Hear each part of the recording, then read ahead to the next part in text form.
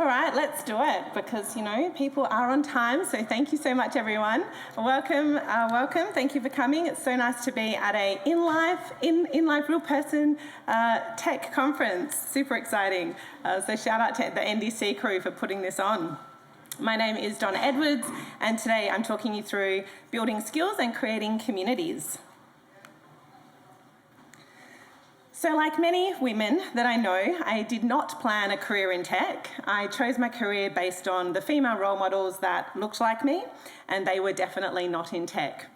So I started my career in childcare. When I was 15, left school and didn't go to uni back then, and my dad actually pushed me into a tech role at 21. And I absolutely thought I would hate it. I was kicking and screaming as he pushed me into it.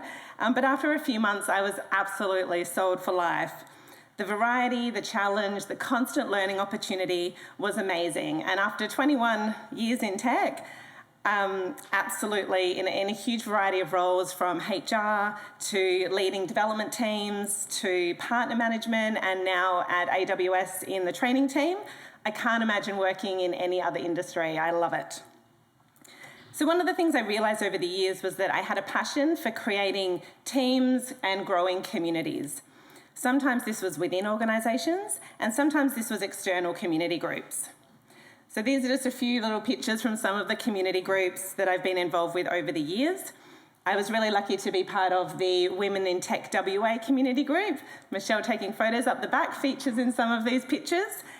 And when I joined that committee, they were having bi-monthly meetups with about 20 people. And I was able to take that and grow that to an average of 120 attendees per month for their meetups. And up here, we've got our International Women's Day event, which was our biggest event that we ran with 300 attendees, which was really exciting.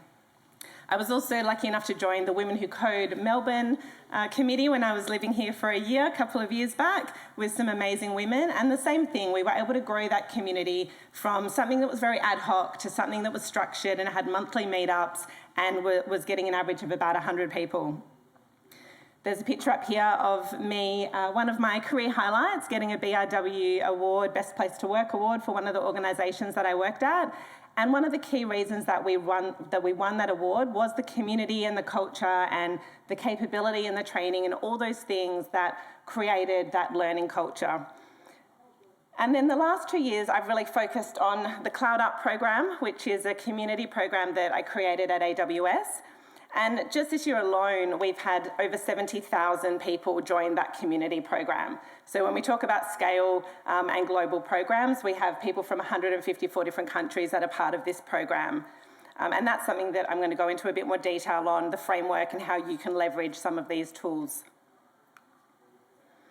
So why is this topic important? Well, we know that it's tougher right now than it's ever been in regards to finding people with tech skills and keeping people with tech skills. The market is super competitive, and people are getting approached by multiple companies and recruiters every single week. The 2022 Gartner study said that 60% of leaders are concerned about employee retention and employee turnover. But I would argue that it's much more than that. Every single company that I speak to are worried about this same thing.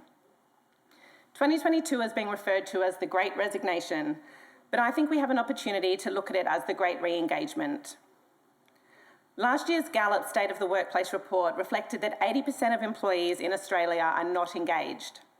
We also know that the pandemic has made people rethink the how, the what, and the when of their careers and what this new world should look like for them. The demand and competition for talent is only getting higher. Even with the impact from immigration restrictions finally starting to open back up, the projected demand is so much higher than we're going to be able to meet. Employers also realise that future career advancement and future jobs will require digital and/or cloud skills. Yet the 2022 Alpha Beta Skills Report showed that less than a third of companies actually have a training plan in place. So how are we developing these skills inside and outside of our organisations?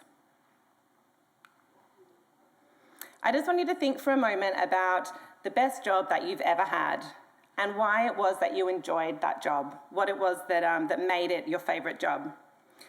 Can anyone throw out just a key word of what it was that the reason that it was your favourite job? Culture, team, people. Probably lots of plus ones to that, right? There's so many studies that say that money isn't the main reason that people stay or leave jobs. Yes, of course it is an input, especially until you reach a certain salary level, which in tech we're generally quite lucky to reach early in our careers, but in general it's way down the list. In my 20 years of experience, lots of talks and research on these topics, building companies and cultures, and taking lots and lots of feedback from employees, I've broken down the 4 key areas to engagement as leadership, because the number one reason that most studies say people leave their job is poor leadership or managers. The second is environment. So this is about culture, the team that you work with, inclusivity, values, recognition, what it's like to come to work every single day. And reward. So reward is still important, but it's all the tangible benefits. So salary, bonuses, shares, perks, and it's amazing how important perks are, right? What kind of laptop you get, what kind of technology you have access to, your phone allowance, insurance, all these extra bits and bobs. And there's people that work in not-for-profit, and one of the reasons is because of all of those salary sacrifice benefits. So reward is still an important part. And lastly, opportunities. And this covers opportunity for learning, opportunity for challenge, opportunity to have impact, opportunity for career progression, personal growth. So I've done talks on the first 3 areas before, and really I wanted to create one focused on this 4th area, because not only is it an important engagement area to focus on for retention, but with the challenges that we're all experiencing in hiring, it's a really good way for us to attract a varied talent pool and streamline onboarding and capability development. So there's huge crossover when it comes to building communities externally and building skills internally, because one of the most engaging ways to build skills and a culture of learning is through community. You've probably heard of or have communities of practice in your organisations, and this is one of the common approaches. But today I wanted to run you through some of the frameworks that I've created or worked with in the spirit of sharing, in the hope that everyone gets involved with communities and creates these cultures of learning communities within their organisations. And it's irrelevant what technology, hi Michelle, or platform that your company is using. Anything can be plugged into these frameworks. We're going to start with a community framework that you can leverage externally or internally, and then we'll dive deeper into some internal skills and training frameworks. So why would you want to get involved or build communities? And why would your team want to get involved?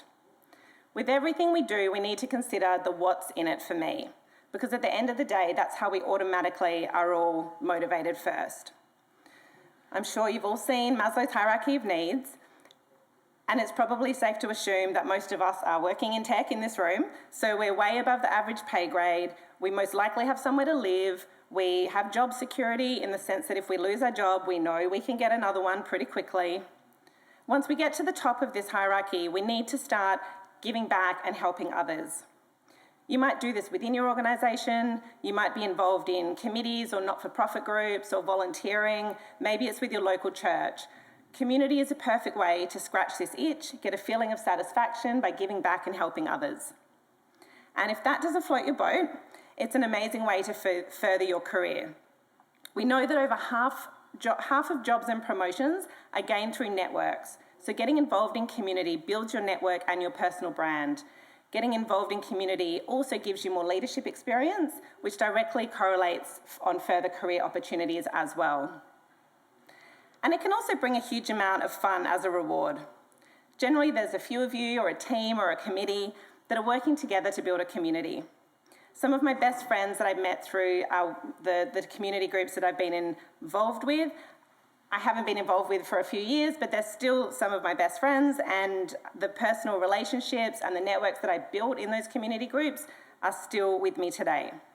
Personal brand is another topic I could spend quite a long time talking about, but community is a really great way to build this. So over the many communities that I've created or been part of creating, I've distilled it down into 4 key pillars that I'm going to talk through today. The first is connection. So humans need connection. Working remotely has made this clearer than ever. People are craving opportunities to connect. To really connect though, not just dial into a virtual session where someone's talking at you. Most of us have virtual fatigue and will sidestep that kind of event. The second is value. People need to get something out of it. Once again, what's in it for me? What's in it for them? Is it learning? Is it building networks? The third is easy. It needs to be easy. Everyone is so busy. This is really important because if it's too hard, no one's going to get involved and no one's going to attend. And the fourth, opportunity. How are we providing opportunities for others to get involved? Because that's what community is all about. And then it's really important to create inclusive spaces. So I can never say this word. Inclusivity needs to be a focus against all of these pillars. And of course, fun, which is one of my core values. But fun is different for every single person. And if you ensure that each of these pillars are looked after, then it will create fun for people. So the how. This talk is going to be fairly practical. How do you actually do this? One of my colleagues that's worked with me across many companies for many years always says to me that it's like I just sprinkle fairy dust over something and it turns into gold. As much as I would love it to, fairy dust obviously doesn't exist. Anyone can build a community if we're following these pillars. Having charisma as a leader definitely helps. This is a little bit of a segue, but I recently read the book, The Charisma Myth, and it was absolutely phenomenal. I would highly recommend it to every single person. It breaks down the fact that everybody can develop charisma. It is just a skill, and there's 5 different types of charisma that can be learned. So if you haven't come across The Charisma Myth, you don't need to be an extrovert. It's very, very good for introverts as well. It's a really great book. But starting with connection. So think about how you create networking opportunities for people, whether it be face-to-face or online. Can you create small breakout groups? Can you create discussion groups? Can you make time before the session kicks off for people to connect? Can you incorporate icebreaker activities? I did a really fun icebreaker activity with Lego recently where everyone was given a little bit of Lego. We just had 5 minutes to create something that reflected us. And then we had another 5 minutes just to turn to the person next to us and explain what that was and why it reflected us. Just helping people make one connection at an event or as part of a community makes it so much more enjoyable and meaningful for them. Name tags can be daggy, but it can make people feel safer as well and less scared about forgetting names if you have a goldfish memory like I do. It takes me 3 times, so I just say to people, sorry, one more time, and then I've got it. But with name tags, think about putting interesting fact or what am I interested in. Don't just put a name, actually get them to put something on there, because then when you're meeting a person for the first time, it gives you that connection point that you can talk about, and it makes such a big difference. The Women in Tech WA community group that I was part of created a little program called Mini Mentoring, and it was such a great idea. And they invited any first-time attendees to an event to come 15 minutes earlier, and they connected them with one of our regulars who'd been to lots of events just for 15 minutes before the event started, with the purpose of creating that connection of one person that they know, but then the regular, their job was to go and introduce them to more people. And it was a really safe way to create an environment where people felt comfortable. Value. Know your target market. What is going to be valuable to them and who are you trying to attract? Maybe you're trying to change your target market. So think about who that is. Make sure the topics and the speakers reflect that. And vary things so it doesn't get boring. If you're not sure what they're interested in, run some experiments. Try different topics, different themes, different formats, and ask for feedback. Make sure that you have hosts that are engaging and make the event fun and run smoothly. And think about different learning styles. Not everybody likes death by PowerPoint, so think about mixing it up with videos and workshops and other interactive activities. Making it easy is really important if you want attendance. So make sure that people have advance notice. Ideally, you want 4 weeks in advance prior to an event, and try to book 2 dates in advance so that people can plan. Get the topics and the speakers locked in advance as well. Engage sponsors for venues, for catering, for swag. Think about which companies want to promote their brand to the same target market as you're trying to attract. There's normally plenty out there that are keen to support, and if all else fails, AWS and Microsoft normally come to the party and support. Opportunity. So sharing the load makes it easier and more fun. Pull a team of organisers together. And also this helps with succession planning, because it's really important that the communities that you build are sustainable if you're not there or one person leaves. Create a really simple one-pager that has the key contacts that you need to know and, you know, a bit of a kind of flowchart or process of how it works. It doesn't need to be formal or difficult. The AWS meetups that I was part of organising a couple of years ago, we had, you know, WhatsApp. We did everything over WhatsApp and occasionally over a drink. But there was no formal committee meetings, so you don't have to have a really formal approach, but you do need to succession plan and you do need to document what you do. And give people opportunity to be speakers at these events. Give opportunity for people to volunteer. There's a lot of people, and I am one of them, that don't really enjoy networking events or get uncomfortable. So if you can give them an opportunity to help, maybe they're doing name tags or they're getting drinks sorted, or if you can give them a job, they'll be a lot more comfortable. So it's a really good idea to spread the load. It's a win-win for everyone. I'm always the first to volunteer to do a job at a networking event, because then people will come and talk to me. I don't have to go and talk to everybody else. And then it's really important, as I said, to create inclusive spaces that cater for everyone. You know, and it's hard to cater for everyone always, every single time. So rotate so that you're as inclusive as possible at your different events. Rotate formats, topics, the time and the day of the week that you're doing things. Catering, don't get me started on every event having beer and pizza. I think that's starting to get better. Some organisations or communities have a code of conduct, which can be helpful as well if you need that. Personally, I'm all about just calling out behaviour that's not inclusive at the time when you see it. One of my favourite Brené Brown quotes is, "Clear is kind, unclear is unkind." So as long as you're doing it in a respectful way with the view of helping someone and educating someone, there's no issues with calling out uninclusive behaviour. A lot of the time people don't even realise they're doing it. A recent Gallup survey said that only 8% of employees in Australia felt like they were treated with respect on a daily basis, which is pretty awful. To me, treating people with respect is job zero, and everything else builds on this. So how do you get people to come and join your community? Figuring out who your target market is and where they are is the first step. Social media is obviously pretty awesome for this, and it's free.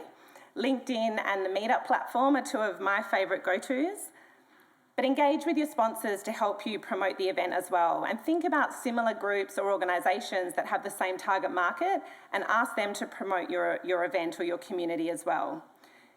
Generally, other groups are wanting to provide value-add things to their target market. So if yours is framed up as something that is a value-add opportunity, then people are generally happy to share. But you need to make it easy for them. So create a little blurb or a little social media tile and send it to them when you're asking them to promote. Make it easy. If it's difficult or if it's going to take them time or brain power, they're not going to do it. And if anybody doesn't know the LinkedIn algorithm situation, if you ask them to reshare your post, that's great, but it doesn't get the same impact or viewing as if they create it from scratch. So there's a very key difference there in terms of the reach. Think about other platforms as well that maybe you're not comfortable with or you're not on.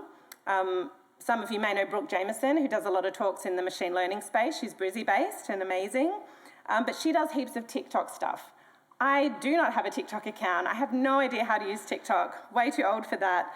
But she created this little TikTok video of one of my community programs, and it went viral to a whole nother audience that I wouldn't have been able to reach on LinkedIn. If your program is internal, then leverage your internal tools. So do you have an events page? Do you have a newsletter that goes out? Can you send out team emails? Use your collaboration tools, Teams or Slack. These are great for promoting your events and communities. Leverage champions and other leaders and organisers to do that as well. And if you can get connected to the right influencer, one post can have a huge effect. I had over 5,000 people from the US join my community based on one person's LinkedIn post. Like, insane. Create FOMO. FOMO is a really great way to get people to join up. So post pictures after your events or about your community. Post snippets of what some of the things learned were. What was the value that people could have got if they'd come to this group? And making something exclusive with a limited number of places or tickets is always a great way to create FOMO as well. If you're selling tickets to an event, which is a whole nother discussion, generally there's a dropout rate of about 50% for a free event. If people are paying for it, the dropout rate changes to about 25%. So it's a significant difference. And there is research that says people value things more if they pay for them. But if you are selling tickets, then put a 80% sold out, last chance. Those types of things actually do work, as much as they seem a little cheesy. So, moving to internal skills and capability development. If we go back to the fourth pillar of engagement, opportunity for learning, for challenge, to have impact, for career progression, all of these things are impacted by some level of learning and development plan, capability strategy, training plan. There's lots of names and lots of crossover for similar things. In my day job, I get to help customers create and build out some of these things. It doesn't have to be a big bang approach. Most organisations don't have $1 million to spend, like some of our AWS case study customers, but every organisation does need to address this if they want to engage, retain and attract technical talent. And I would recommend investing some money and time in it as well. The Alphabet study in 2022 showed that organisations that invested in digital skills saw an 80% increase in revenue, 83% improvement in employee productivity, and 84% higher retention. That's an epic result and something that you can share with your leadership team to help get more investment or buy-in. Looking at the State of the Workforce report by Axonify, 92% of people said having access to training positively impacts their engagement, but only 31% say that they're actually getting formal training in their organisation, which is a pretty huge gap. Another large IBM global study measured training return on investment and showed that it was almost 100% ROI. So with 10% of training investment, there was a 9% gain in productivity. And finally, attracting talent is shown to be easier when organisations have a clear value proposition and can show that they're supporting certification. And from my experience, not just certification, but actual training and development as well. But we know it's tough, right? There's plenty of challenges. So it can be really hard to allocate time for employees. Everyone is working so hard, delivery, we can't find people, therefore we're short-staffed, therefore we need to work harder. It's really hard to find time. Often there's no dedicated HR or learning and development person to help, or they don't understand what's needed, so it falls back to managers who also don't have time. There can be a lack of understanding of what the actual skills gaps are across the team or across the business, and what do employees actually want. And then budget constraints. It can be tough to figure out how do you get that budget and to get your leadership to invest in it. And then also where to start. There are so many different options. Cloud Guru, Udemy, do I do an online platform? Do I do formal courses? There's so many different options. Customers often ask me what companies are doing well in the learning and development space and if there's best practices that I recommend. I created this maturity framework just to help demonstrate some of the common steps that organisations take as they mature from a learning and development perspective. And once again, this is just from my experience and what I'm seeing organisations doing. So companies often start out without a clear training strategy. Employees are responsible for their own training capability, and generally budgets and time are pretty limited, if there's any. Often there's no dedicated person appointed to look after this holistically. Now, all of these levels have pros and cons. There is no 100% right answer. So the pros at this level is that from a company perspective, there's no investment required, so there's no money or headcount being allocated. The ownership and responsibility is fully on the employees to manage their own learning journey. And it's also seen by managers as just-in-time learning. So when an employee needs something, they'll figure it out, they'll go learn it themselves. From a cons perspective, it can be seen by employees as too hard. The onus is completely on them. Where do they start? What's available? It can be really hard for them to prioritise time to do training when it's not structured and it's not a planned company-endorsed thing. Are they expected to do it in their own time? Can they take time off? There's a lot of this uncertainty that makes it even harder.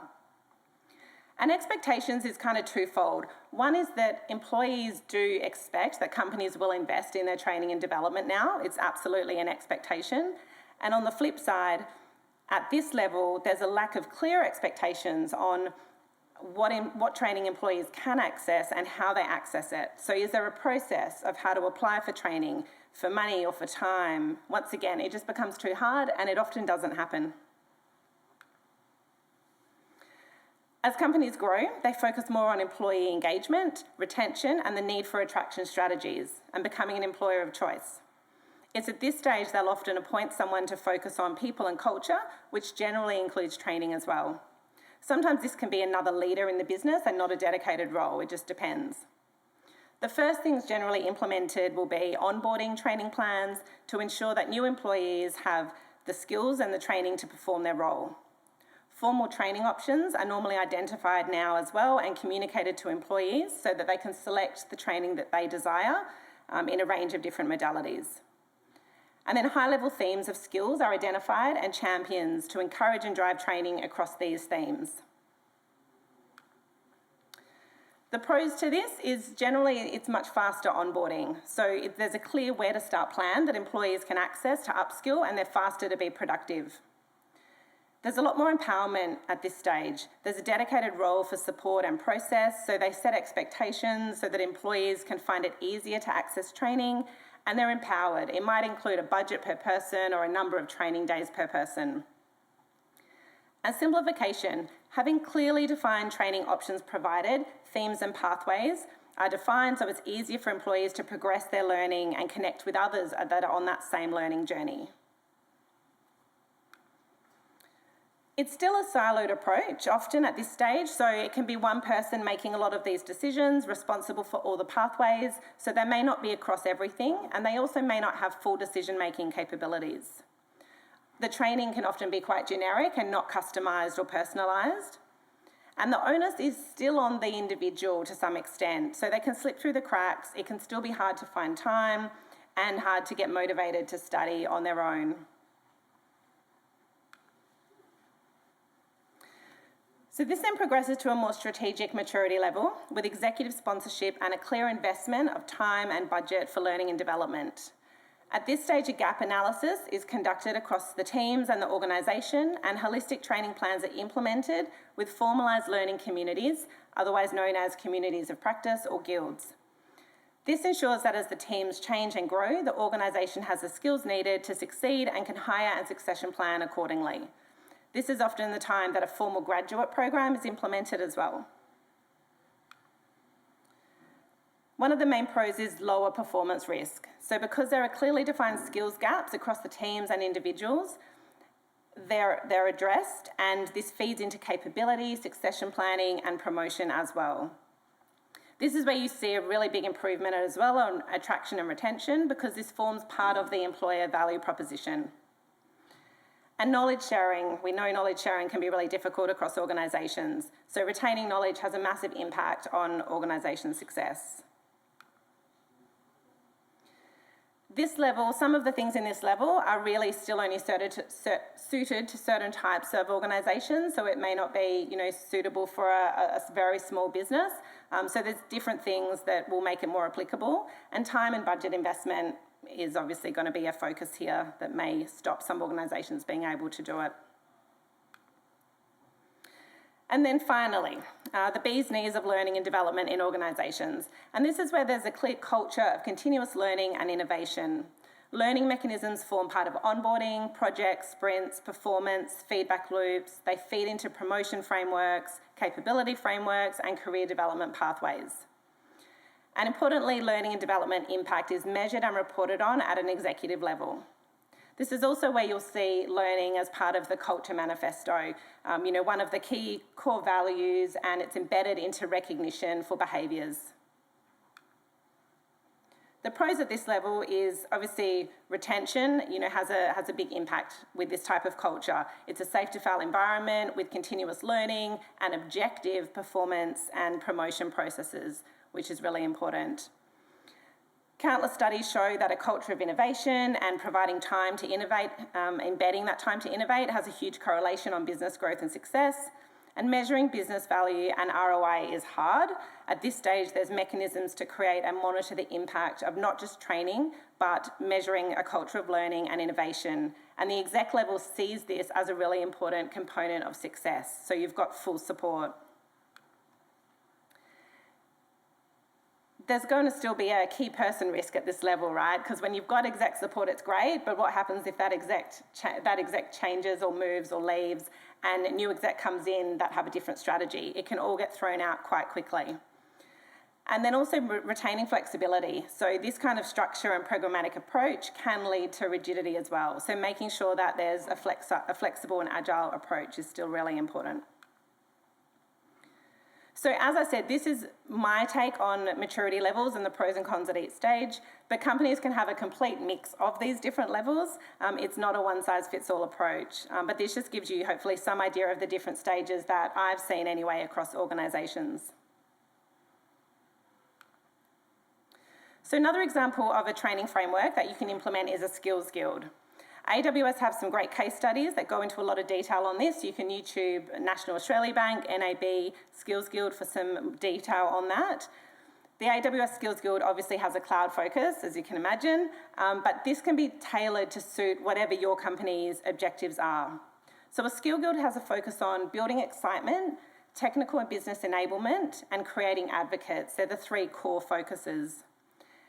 And where a Skill Guild helps is to kickstart the journey with a large-scale training program tailored for the team, build skills through integrated delivery of learning opportunities, facilitate internal communication and engagement, generate excitement and create momentum, create a groundswell of leaders across the business, and motivate the teams to achieve certifications. Another high-level framework that you can use as a base when building out these training plans is this one. So this framework addresses the different learning mechanisms that we know are ideal to embed learning across your organisation. So there's formal training, there's hands-on labs or jams. Jams are one of our AWS kind of workshop competition activities. Shadowing on projects, which we've seen work really well, especially with graduates and new starters. Practical work experience. We know that one of the best ways to learn is on-the-job experience. Hands-on demonstrations. This refers to sessions with your subject matter experts, so like your lunch and learns. And then finally, certifications as a way to validate and demonstrate learning. I've seen this framework specifically work really well as a graduate program, so you can spread this out over a timeline and a number of weeks, and then plug in your events into each of the sections. Surround it with a collaboration tool like Slack or Teams, and you can create cohorts depending on what they're learning or the practice that they're in, and allocate buddies and mentors to stay with them and coach them along their journey. So no matter which level of maturity your organisation is at, you can create a training community. This is where we leverage the community framework that we talked about at the beginning. The Cloud Up program is a very good example of a community training framework that I can share with you, and we're going to delve a little deeper into that now. Another NDC speaker who's on tomorrow, Derek Bingham, and I actually created this program together about 2.5 years ago, and it's been iterated on each year. This works as an internal or an external program. We run it as a bit of a combo, so people can actually join externally or internally. And as I mentioned, this year alone, we've had 70,000 people worldwide register for the program. And we also have a community Slack channel of over 20,000 now. So this is a framework for people who don't have time during working hours or can't take time off during working hours.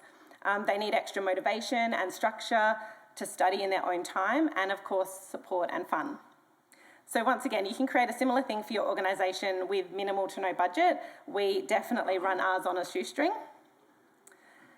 So there's two main program structures that I'm going to talk you through. each with the same principles. The first is more structured, so it's over a set number of weeks. In this case, it's 8 weeks. And each week is broken down into online training modules, weekly sessions with mentors that we refer to as Q&As, but you might call them lunch and learns or just study sessions. It's basically where someone who is a champion or a subject matter expert helps the team and answers questions while they're doing the training. I found it really easy to find these champions and mentors because people do want to help and give back. I have over 150 mentors globally that volunteer for these 30 to 45-minute sessions to help people learn.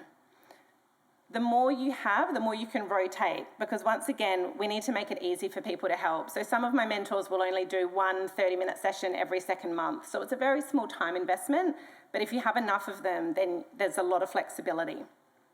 What I've seen for some organisations is Friday lunch and learn sessions. They work really well. You can BYO lunch, or even better, you can get your company to provide lunch for you. And it's a casual session, so mentors don't need to prepare. There's no homework they need to find time to do, because who has the time? It's just an opportunity where people can ask questions about what they're learning and get some advice. It's really important to have some sort of collaboration tool that you use across both of these frameworks that I'm going to talk to. Having a space where people can ask questions and support and help each other as they study is really great for building connection and also for motivating each other to keep going. We include our mentors on these channels as well, but what we find is that people actually have answered and helped each other before our mentors even get to answering the question, which is really cool.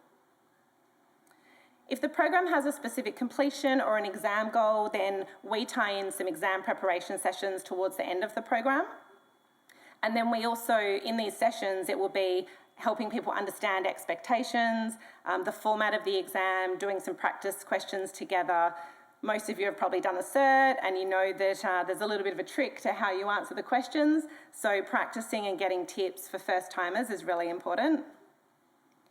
And then one of the key things is celebrating success and milestones. Having a get together or a few drinks or some swag or some prizes makes it even more fun.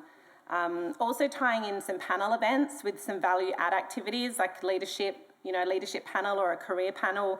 I try to do this normally in about the middle of the framework just to kind of get everybody remotivated and make sure everyone's still on the journey.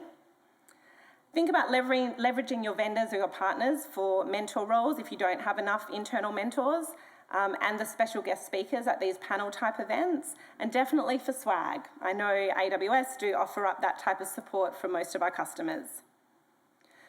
So where you would use this very structured framework is for people who are at the same level of knowledge or experience, or that are capable of working to the same time frame to complete the training.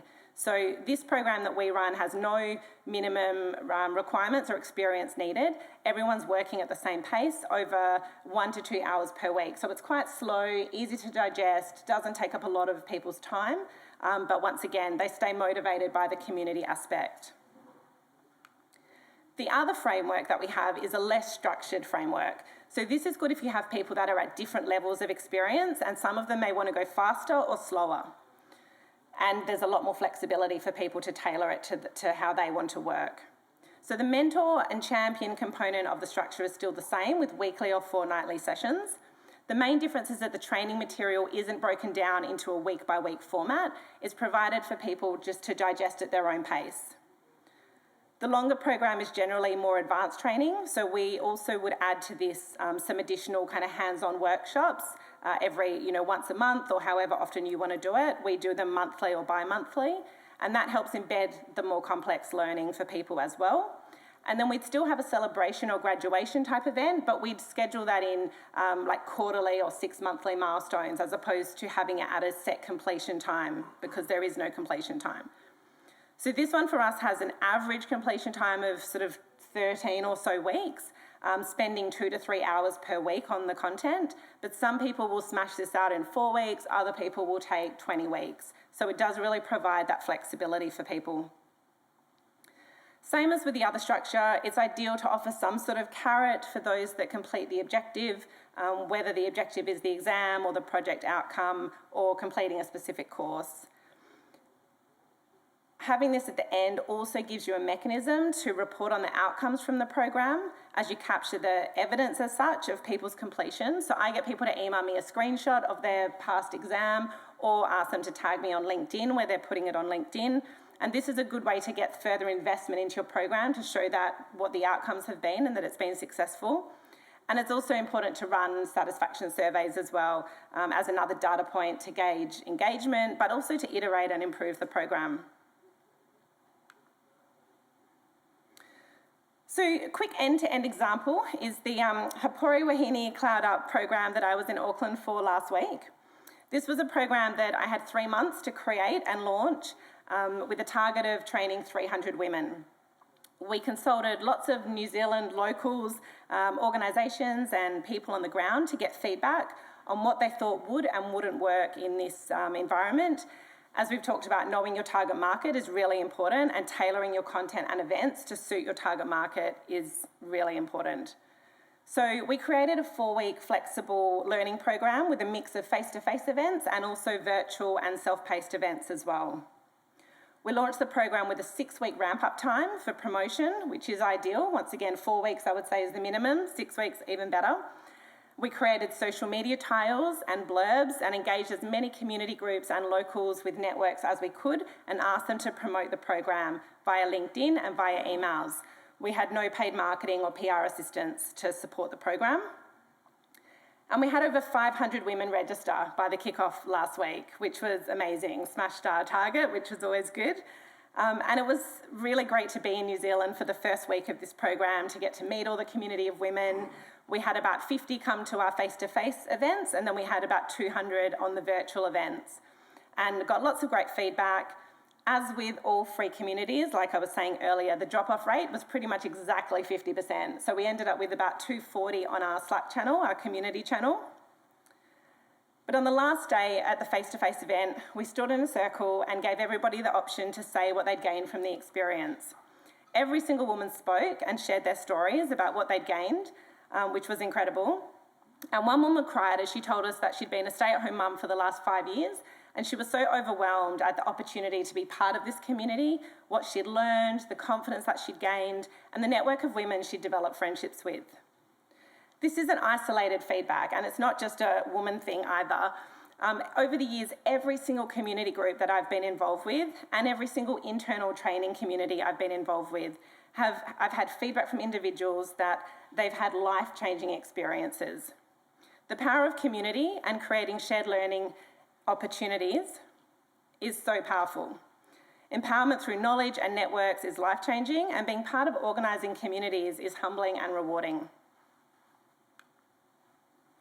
And on that note, before I start getting emotional, we have plenty of time left for some Q&A, but I want to say a big thank you for coming and listening, and also to the NDC team and all the sponsors for making this possible. Feel free to reach out and connect on LinkedIn. I'm always happy to chat about any of these things in person as well, so feel free to come and grab me over the next couple of days. And yeah, if anyone has any questions, I would love to answer them.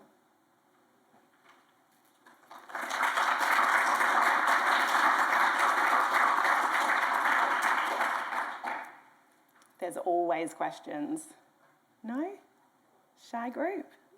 Everyone just wants an early minute for coffee or lunch early. I can go for a question. Hi, yes. Hi. In terms of the certification, I can see why the US it does make sense to have all this certification. What do you recommend for a small organization? Should small organization have like the internal certification? Or does that make sense, or they should use something different? Yeah, so is this, stay in front of the microphone, is this with a training program that doesn't have an attached certification to it? Or no, that potentially could have a certification, but maybe I don't know, an internal certification for within the small organization. Yeah, I don't think you need to necessarily have a formal cert that you need to complete. You just need some sort of completion milestone. So maybe it's just finishing the training, maybe it's a certificate of completion, maybe it's a badge. Like there's lots of different things just to kind of confirm that someone's completed it. It may just be that this is the training they're going to do, and then here's the end date, and we all celebrate, and we have some prizes and stuff and some fun. So the certification's definitely optional if it doesn't apply. I just find, obviously for the courses I run, there is a certification and it's a good way to get those data points and get the outcomes, but you could definitely do without it. Thanks. Anyone else before I let you all run away? No, cool. Well, feel free to come up and chat to me later. Thank you so much for coming again. Enjoy lunch.